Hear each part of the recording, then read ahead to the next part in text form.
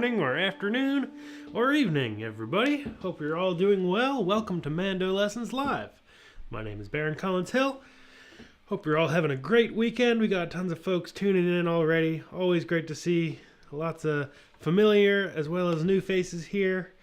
We've got folks from British Columbia, California, Michigan, Minnesota, Indiana, Massachusetts, California, another Michigan, New Jersey, Ohio, Germany, California, Texas, New England, Georgia, Nashville, Belfast, Ireland, London, Vermont, Pennsylvania. Very cool. And more London. Hope you're all doing well. If you haven't been to one of these before, let me know in the chat. I always love to know when people are here for the first time. And the way these work, if you haven't been here before, is essentially this is time I put aside just to kind of answer questions that people have. So if you have questions, throw them out there. No question is too simple. No question is too advanced. It's all fair game. And it's just a lot of fun hanging out with you all. I love hearing what people are working on. So if you got a favorite tune, throw it in the chat. I'll try to play some. I can't do any copyrighted material, but maybe I'll play some requests if you have some.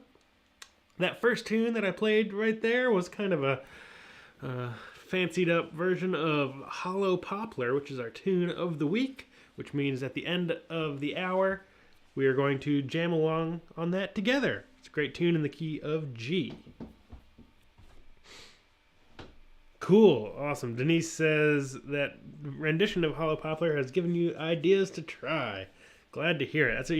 It's one of my favorite tunes.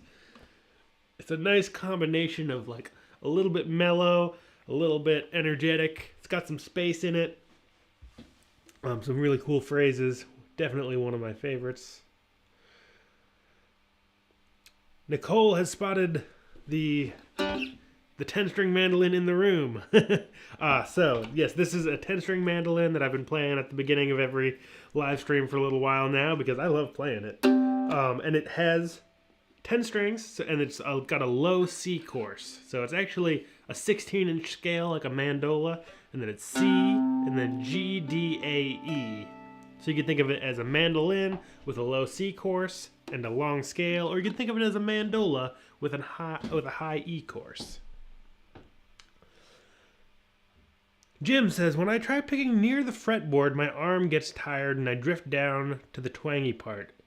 Any recommendations? That's a great question. I think finding the right spot on the instrument, it's good that you've kind of figured out where you like the sound of the instrument. Things that could help with it. That's a great question. Yeah, because, the further up the fretboard you go, the more of your arm you're kind of dealing with the weight of. Whereas if you're down here, it's just this little movement. But if you're up here where you like the sound, there's that much more movement going on. I think things that can help with that. I think maybe what part of it is, and this is a pretty specific thing, so I'm kind of just guessing here. But when you have your arm kind of further out and you feel all of that kind of weight and movement going on in your arm, it's probably fairly natural to kind of tense up at that point and think, okay, my arm's floating out more, so I need to kind of really lock down to keep it in line.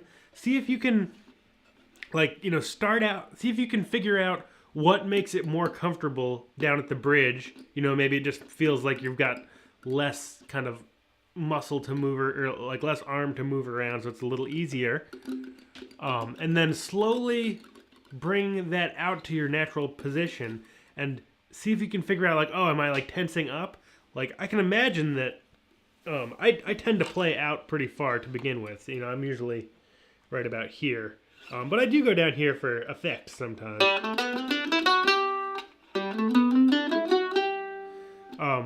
And it's going to be a little bit of sort of like self-diagnosis, kind of troubleshooting. I would expect it has to do, with a lot of people have a tendency when they feel,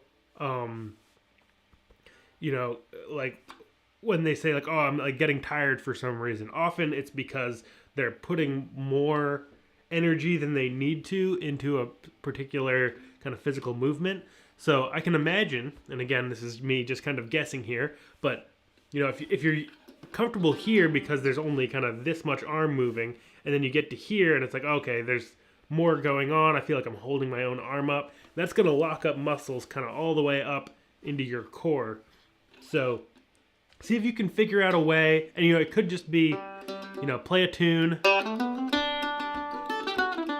Oh, you're doing the right key.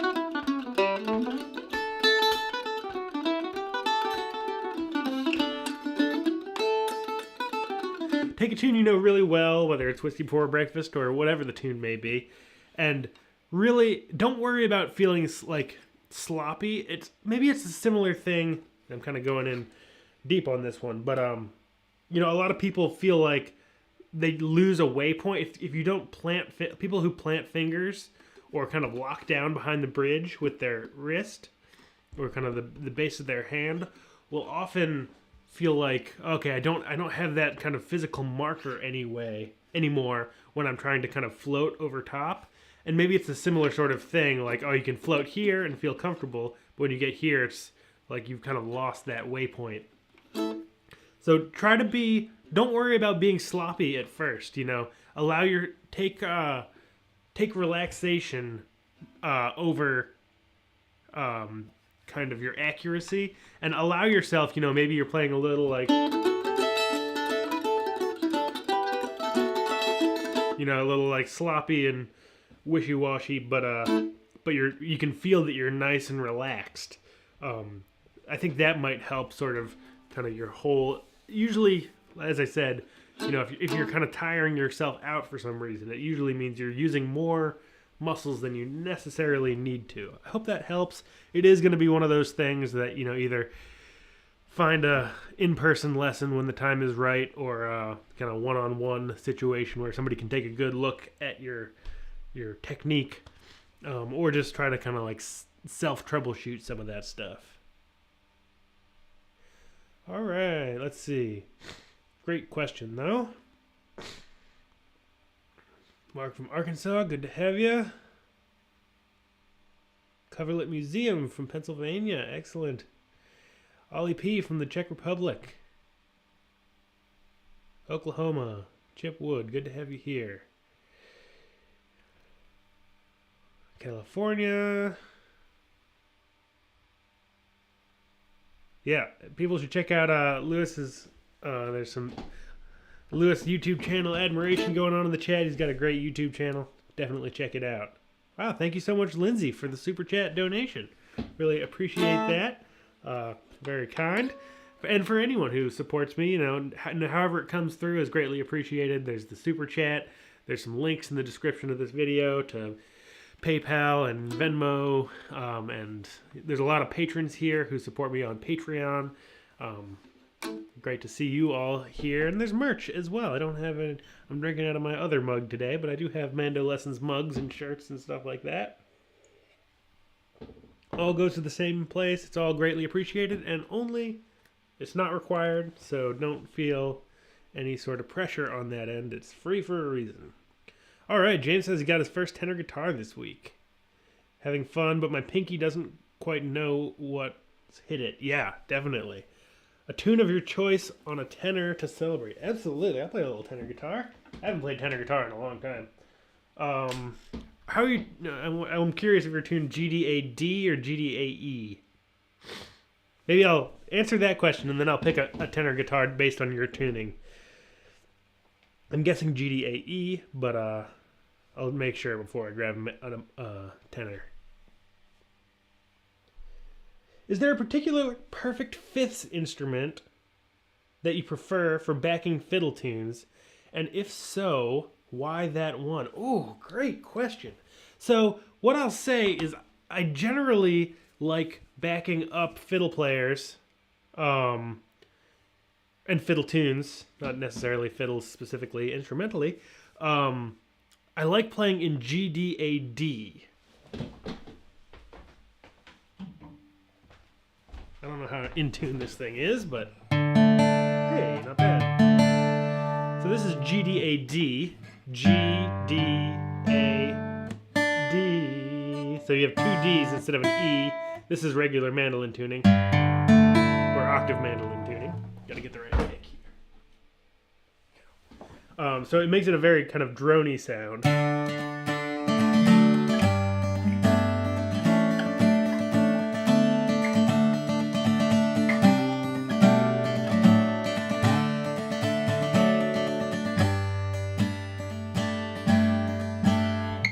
So that's how I like to, it's kind of, for people who are familiar with like dadgad or drop D guitar, it's very kind of drony sounding in comparison. So that's what I like to do with tenor guitar. Maybe I'll just play this one since I've got it.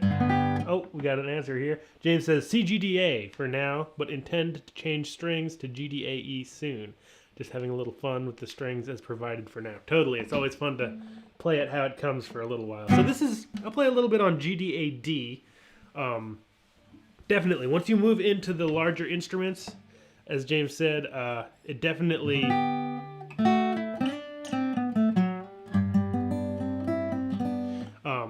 gets your pinky moving a lot more. So to answer Eric's question fully, before I get totally distracted, I really like, it's hard to say, like, I don't tend to back up a lot of people in GDAE. I would say maybe my favorite instrument to use to back up a fiddle player. Wow, like the way you asked the question, I don't know exactly. I think my favorite instrument tuned straight fifths to back up another instrument with is probably mandolin. And then if I get to tune to GDAD, then I like tenor guitar, I like bouzouki, octave mandolin. I don't actually own one at the moment. I really like the kind of bouzouki sound of, you know, the octave strings and GDAD tuning. So yeah, I guess that's maybe sort of a sneaky way out of your question, but I'll play a little bit on this tenor guitar. I don't know what I'm gonna play, but play Charlie's March, which I don't think is on my website, and I'm not going to play it in the right key, but I'll play it in D, unless I can find a capo real quick. Nope.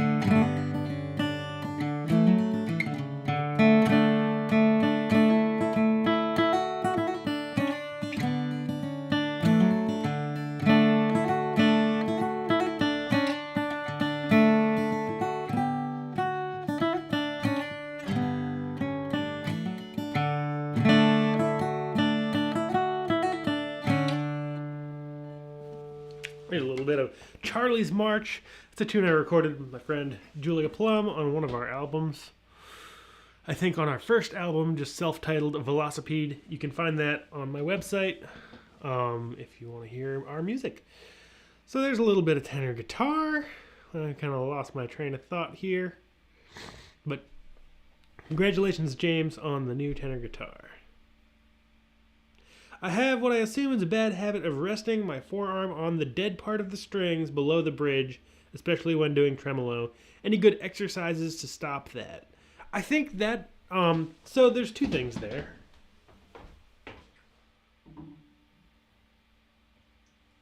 One is, I don't think it's necessarily a bad thing as long as you're not clamping down. Like, I do the same thing if you look the way my arm, my arm is resting either like the palm of my hand or, there is contact behind the bridge. what I'm not doing is clamping down. As soon as I do that, you look at my arm, it makes it just so only my wrist goes. And I want to have a nice, relaxed technique, so kind of a little bit of everything is moving. But a little kind of brushing behind the bridge, excuse me, is totally fine. So,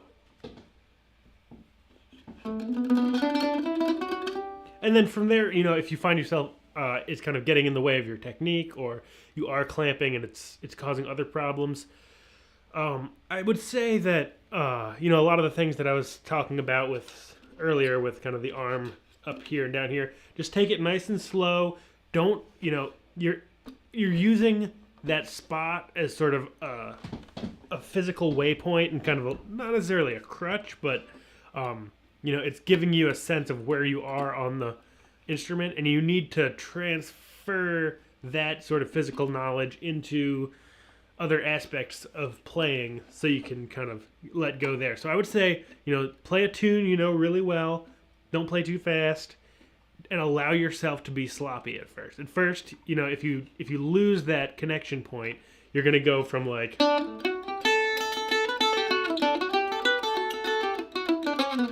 to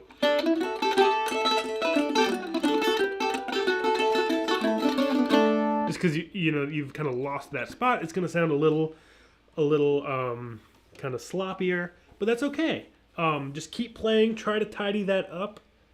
Get the slop back out of your playing while also, staying nice and relaxed and keeping your technique where you're kind of aiming for. Great question. Hope that's helpful.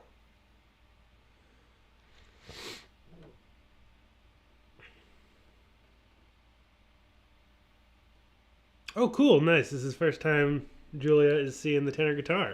Yeah, they're kind of uncommon, but they're very fun. I really like them. And, I played mandolin first, so then 6-string guitar was like, wow, that's a lot of strings. Totally different tuning. And I got a tenor guitar instead because I was like, hey, that's got 4 strings. I've got 4 fingers. It's tuned kind of like a mandolin.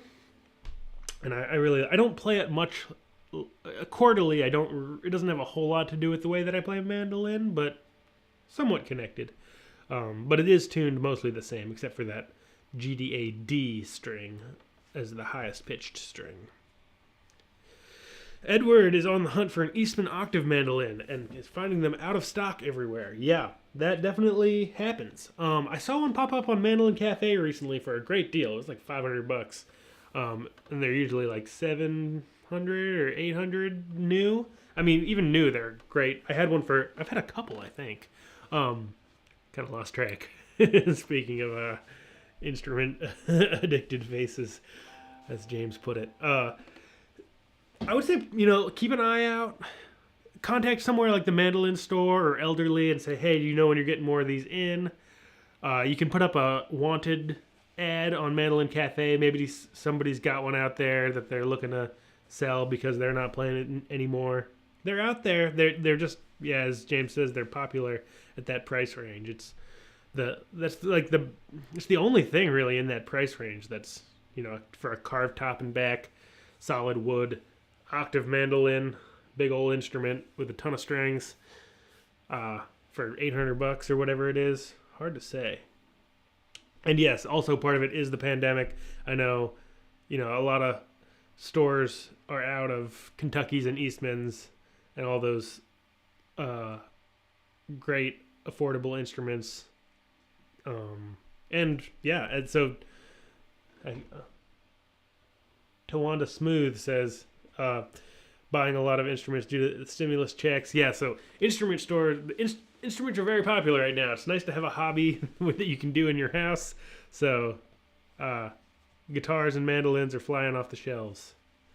So it's kind of a confluence of a bunch of things, but I think you can find one. Put up a wanted ad on Mandolin Cafe. Ask Elderly in the mandolin store if they've got any coming in. Maybe you can even reserve one if they've got some coming. Yeah, hopefully that helps, and I hope you find one. Nice. James says the tenor I got was a Blue Ridge. That was my first tenor guitar as well. Yeah, the BR40T. And their 6 strings are also great. Oh, nice. Denise says elderly has an easement. I'd say grab it. Grab it while you can. But I'm not going to force you to do it, of course.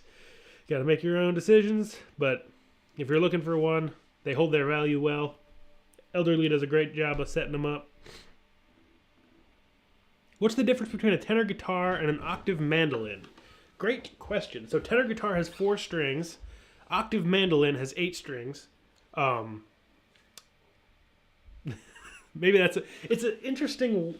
The terminology gets very convoluted and confusing. Octave mandolin has 8 strings, the same way that like a regular mandolin does, and then they can be flat top like a guitar or arch top like a mandolin. And then you get into what's the difference between an octave mandolin and a bouzouki. Often it sort of has like the 12-string tuning on a low set. Like the G strings will be G and a G an octave higher, like you hear on some 12-string, 6-string style guitars.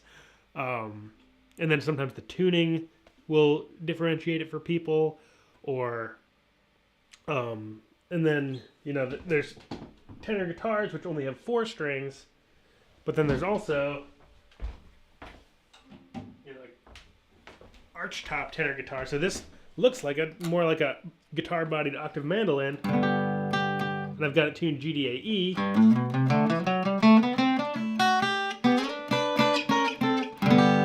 But it only has 4 strings, so it's still a tenor guitar. It's definitely a convoluted family of instruments. They're all kind of related. Everybody tunes them a little different, so in general, octave mandolin, 8 strings, tenor guitar, 4 strings. Bouzouki, also 8 strings. Alright, let's see. Nice. Don't Want to Smooth says just got an Eastman 815 off of a Facebook group.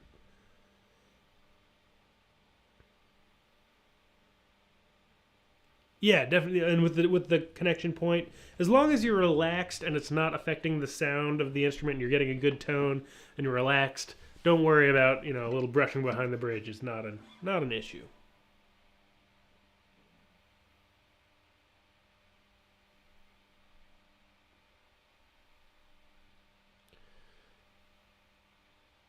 Yes, Uncle Bobby with the super chat. Thank you so much. Has the classic. Whatever those are called when they're words smushed into abbreviations. Acronym, there we go, I think. MAS, Mandolin Acquisition Syndrome. Yeah, I've got that bad. But I'm trying to get a hold of it. It's a constant struggle. Yeah, Lewis says he's getting rid of some other instruments because he may or may not have Ellis fever. Do I have any gigs in the process?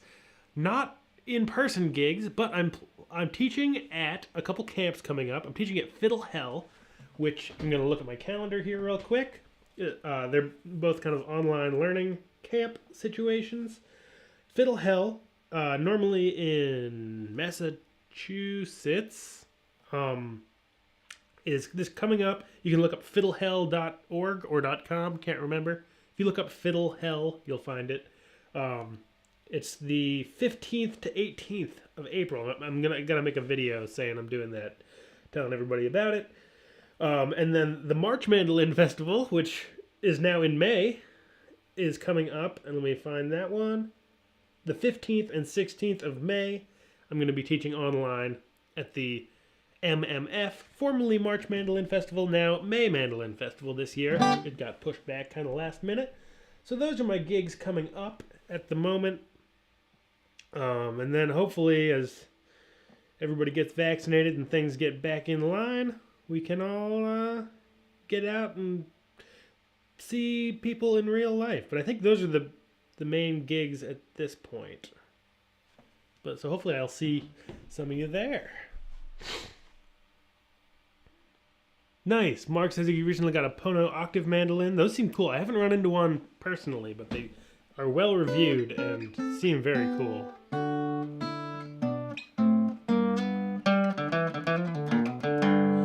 I'll play another tune here. I think if I missed your question, feel free to throw it out there. This is kind of turned into octave mandolin or mandolin family instrument hour, but that's okay. It's always fun too. I'll play a tune on this thing. Maybe a little pay to ho.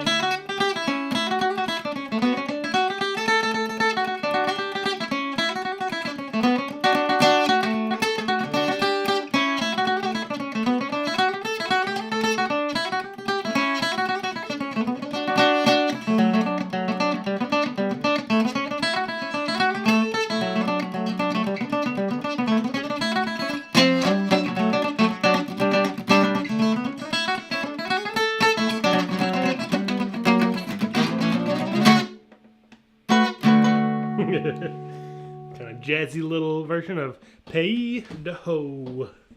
The high ground. It's on my website, PAYSDEHAUT. Yes. Ursinos, apologies, I'm not probably saying your name correctly, says, I just got here. What is that instrument? Yeah, so if you just got here, we've been kind of in mandolin family world. This is a archtop tenor guitar. So it's arched top and back. 4 strings. Got it tuned G, D, A, E, like an octave below a mandolin. Oh yeah, there are some great, there's a great video on the making of Ellis mandolins. Yeah, I can watch luthier videos all day as well, James.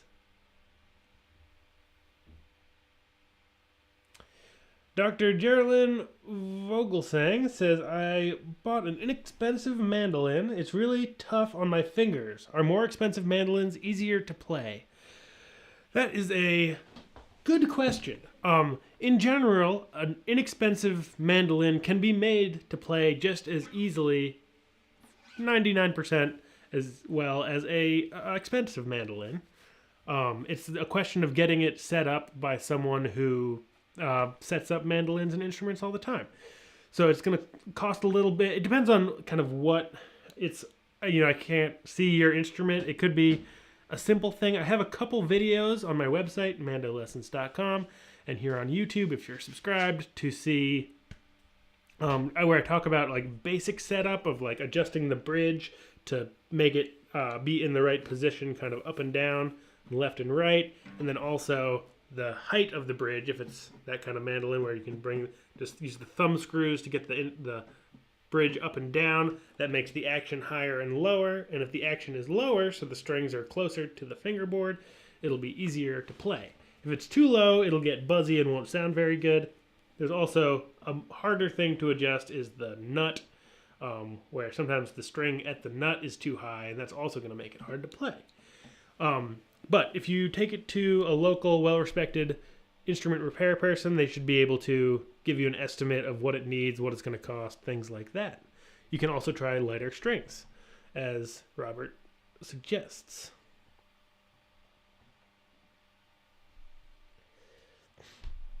Yeah, so ultimately, like a poorly set up $10,000 mandolin is going to be harder to play and probably not sound as good as a really well set up and dialed in $300 mandolin. So there's definitely a lot that you can do to get things dialed in.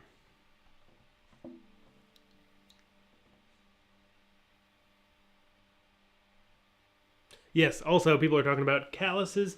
Mandolins have a lot of string tension, and it will take a little while just to, get used to pushing those strings down all the time. A little bit of practice every day, even if it's just 5 minutes, is totally great. Just try to pick it up every once in a while, once a day or twice a day.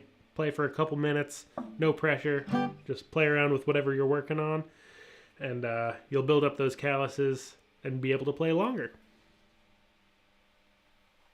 All right, if I'm feeling jazzy, get a little Mandolin. All right, I will. So I recently put out a lesson a couple days ago on the Mandolin Banjo.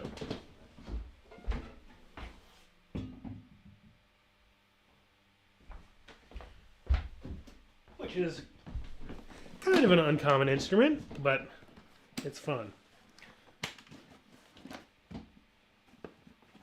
Wonder how in tune it is. So this is a mandolin banjo, mandolin, banjolin, whatever you like to call it, and it sounds like this. Yeah, close enough.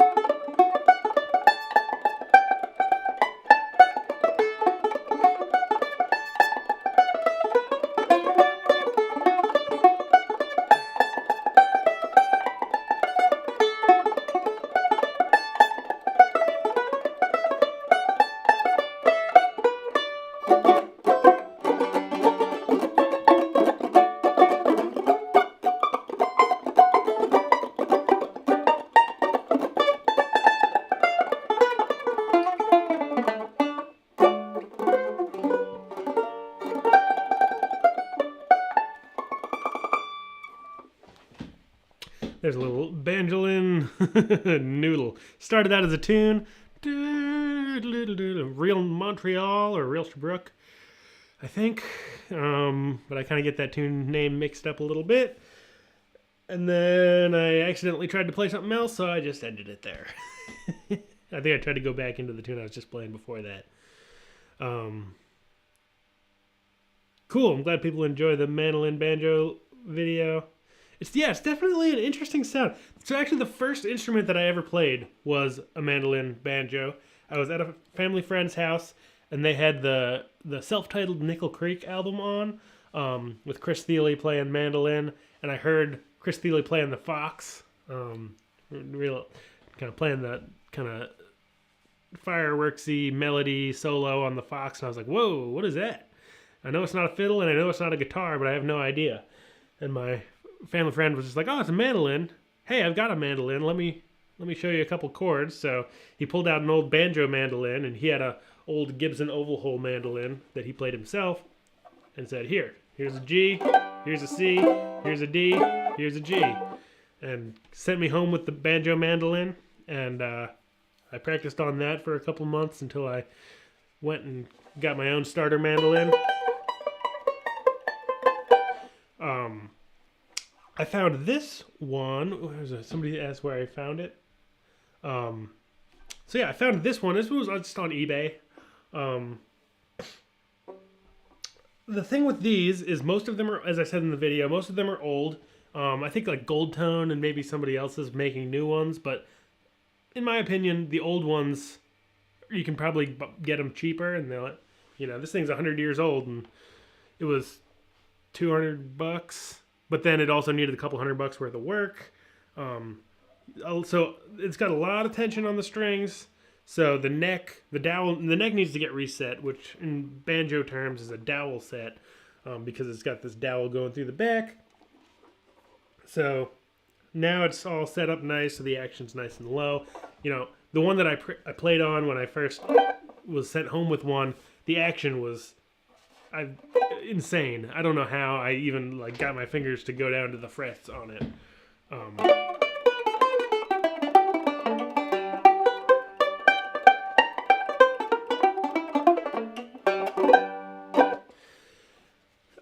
So yeah, that's a little bit Banjolin. I wish Ben Foss was here because he could tell you what to look for. He's a good friend of mine in Maine who is sometimes here and is a luthier. He builds mandolins and he builds instruments.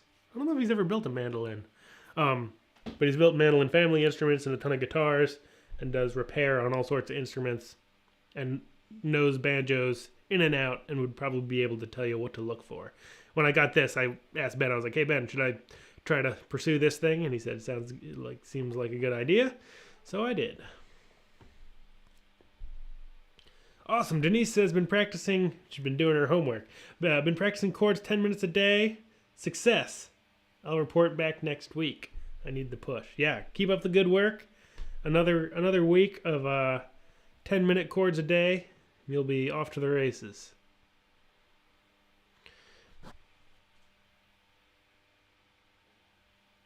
Cool. Awesome.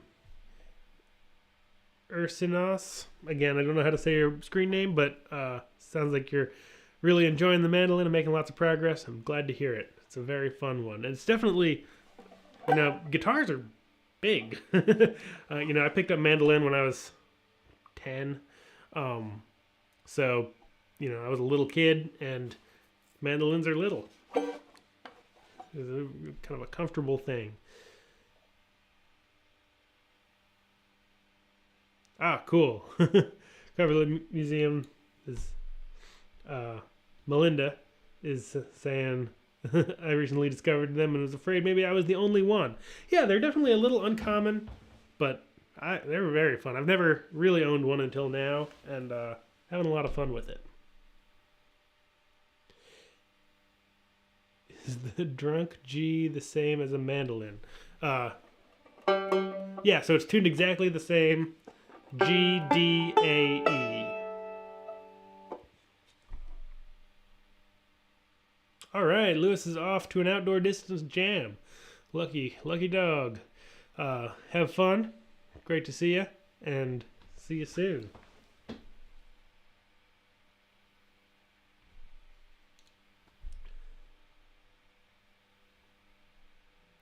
Yeah, so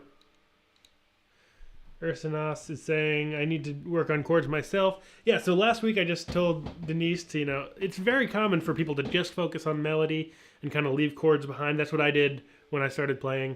I spent years and years just playing melody and then was like, whoa, I don't know how to play chords in the slightest. So I had to kind of backtrack there. But that's a good thing to work on with like my play-along jams or my play-along videos or playing, if you have a favorite album, just like try to play chords along to it. See if you can do 10 minutes a day of chord practice. Dropping picks everywhere. And see what happens. I think it'll get under your fingers pretty quick. All right, awesome. Ursinos, got it.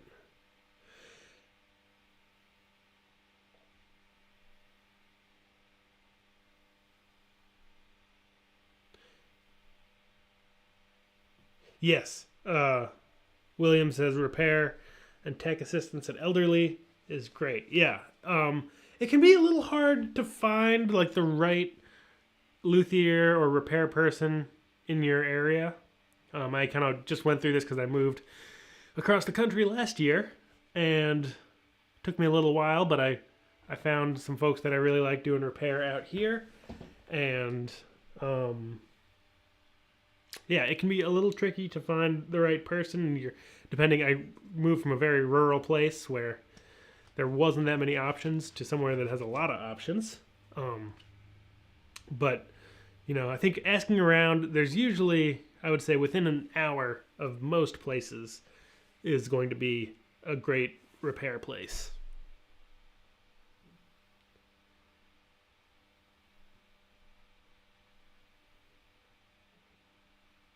Biggest problem is that shyness at how loud strumming sounds.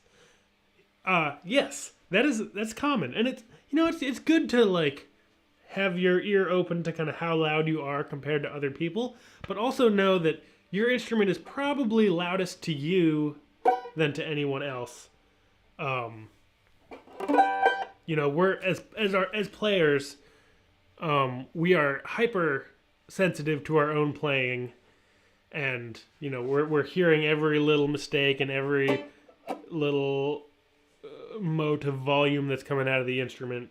So it's good to try to balance yourself within an ensemble, but also don't be afraid to really kind of lay into an instrument. They're sturdy, they can take it. I'm not going to play this thing as loud as I can because it's really loud and it would just blow the mic. I had to do some experimental audio editing when I made the recording because this thing's so much louder than, or when I made the lesson for last week, because this thing's so much louder than a regular mandolin that I had to I had to use like a safety audio track that was dialed way down, and it was exciting. Might have learned my lesson not to get too crazy with this thing. And this thing's kind of quiet compared to like a tenor banjo, which is the octave mandolin 4-string equivalent. I'll turn down my hearing aids. Yeah, that's James, good to have you here. Thanks. Hello from Vancouver. Hello from Oregon. Yeah, definitely. You can also play around with, as Robert's saying, different picks. Anything from like a really big, thick pick to a really thin, flimsy pick. Very different sounds. Stairway to Kevin. I like that. I'll play something else on this here. Let's see.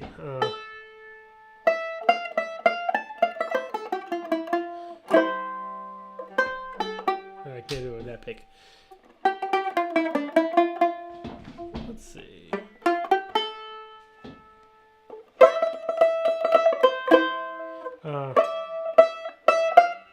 I'm gonna go in tune blank. I want to play something in like C.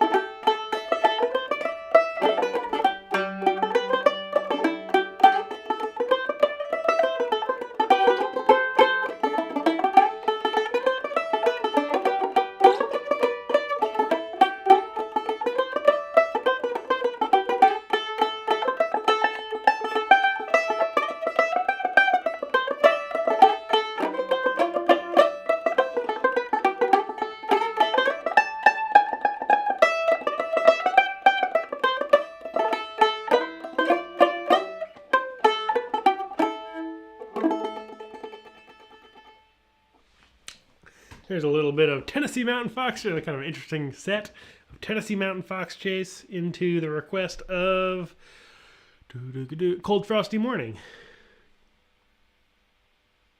Got some great pick conversations going on. Yeah, I think everybody uses picks a little different, so you can kind of get different things out of them depending on how you play.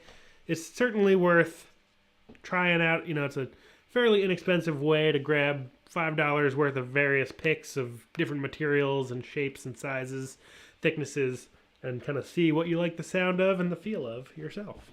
And then if you really want to get into the minutia, David Benedict just put out a ultimate pick comparison video, but it was amazing because he did every pick that I've really ever heard of that's this like size and shape, like 1.5 millimeter large triangle. He did prime tones, blue chips, Wagons, don't know how, Golden Gate, Clown Barfs, you name it. He did like over a half dozen different tunes or different picks, all of like the same shape and size, and it was pretty much just like material and smaller differences in shapes and things like that.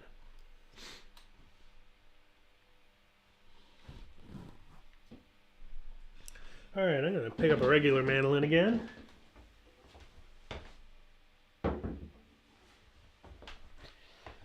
Well, sort of regular. Mandolin with an extra set of strings just because it's closest.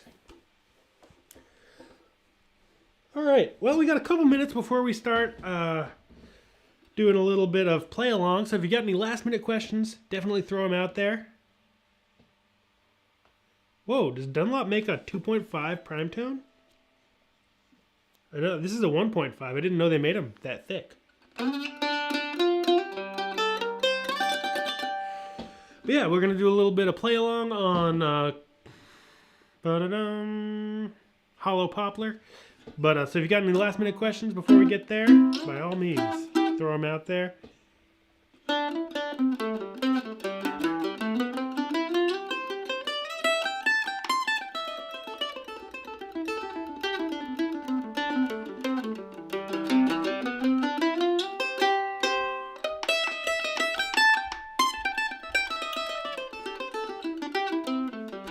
Yeah, the Waggon triangles, definitely good. I use those for a long time as well. I've got one around here somewhere.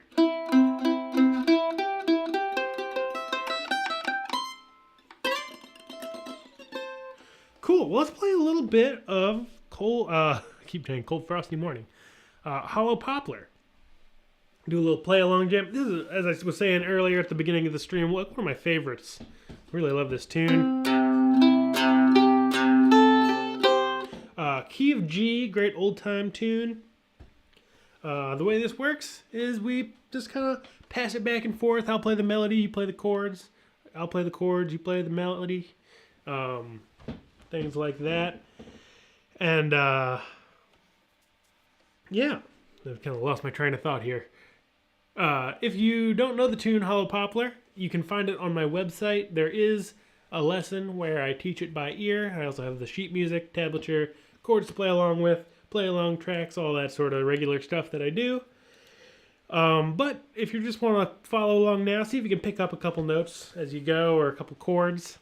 Just see what you can get out of the tune, even if you never heard it before. It's great ear training just to try to grab one or two notes here and there.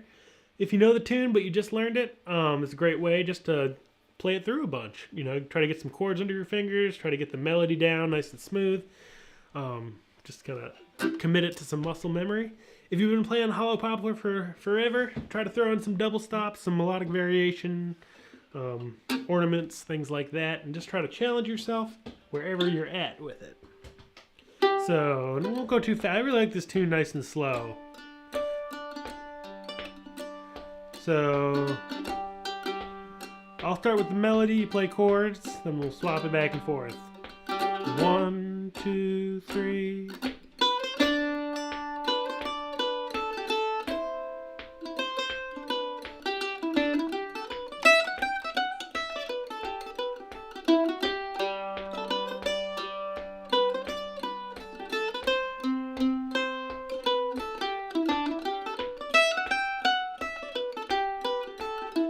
B part.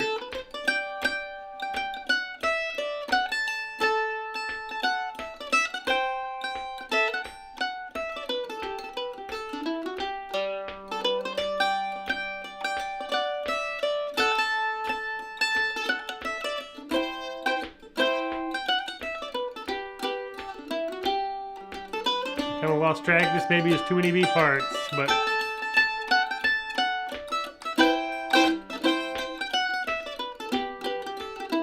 you take it.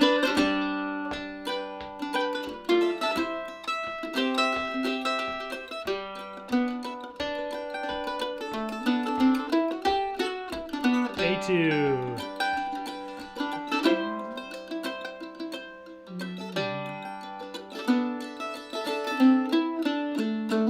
B part.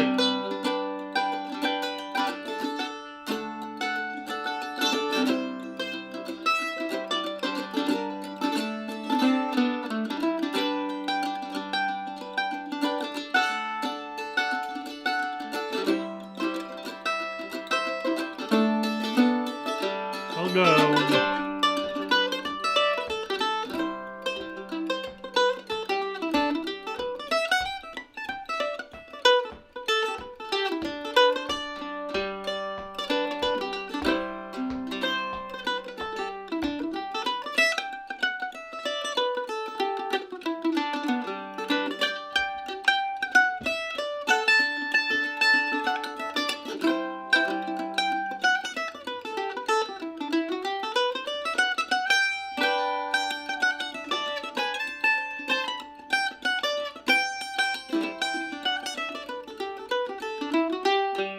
Take it.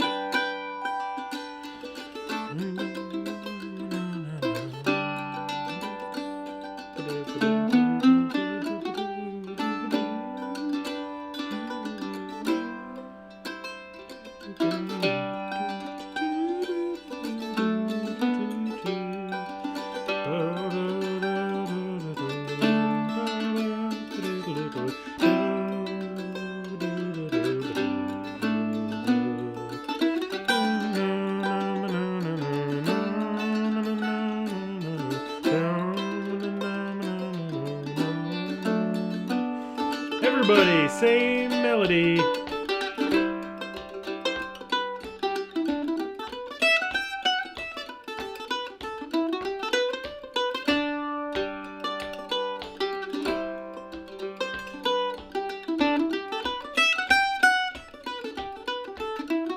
B part.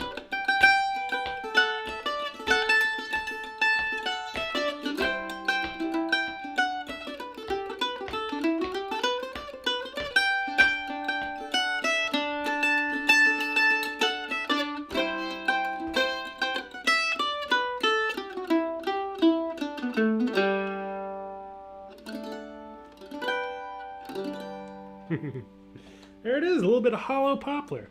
Always fun, one of my favorite tunes of all time. Let me know what tune you want to jam on next week. Maybe let's pick an Irish tune for next week.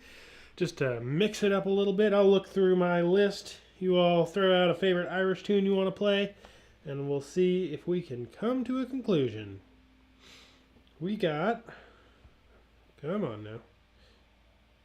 Where's the one I'm looking for? Hey, Stephanie, good to have you here.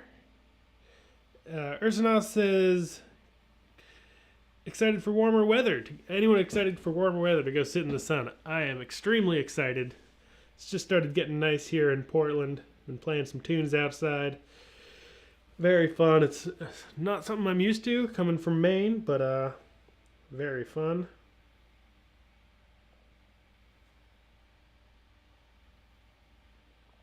Happy Easter to everyone, indeed. Drowsy, oh yeah, Drowsy Maggie.